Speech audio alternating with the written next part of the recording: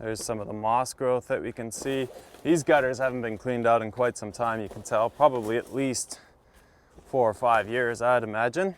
Gareth Ryder is cleaning the gutters of a home that can be typical in the Okanagan, filled with pine needles, dirt, and moss. Sometimes even kids' toys, I guess, and other debris such as shingle dust as well. So lots of shingle dust will roll down off of the roof here from rainstorms and other types of storms. There's the pine needles, dust, and that shingle dirt that we were talking about as well. It seems cleaning gutters ranks right up there with root canals. People put it off until the signs are obvious. Something needs to be done. We tend to have an out of sight, out of mind kind of mentality, right? And we won't fix it until something seriously has gone wrong. But quite honestly, the best form is regular maintenance. If you can't remember the last time you got them cleaned, chances are you probably need to get them cleaned.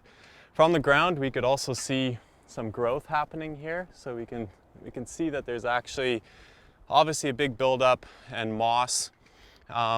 If you got so much debris in there as well, what will end up happening is that your water won't be able to drain properly, and the water will actually overflow over the side. And what you'll get over time is this water stain damage along the side of the gutter here as well.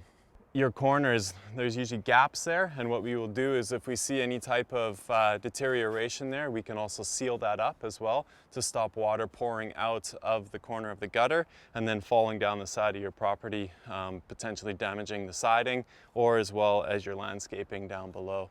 Proper maintenance is critical to prevent damage to your soffits and roof and prevent water from getting into your home. Water that isn't drained away from the house can even crack your foundation. Ice dams can form in winter, leading to major wall and ceiling damage. So fall is a great time to clean your gutters. You just basically want the perfect flow so that nothing can freeze in there, no damage can happen to your gutters, no damage can happen to your property.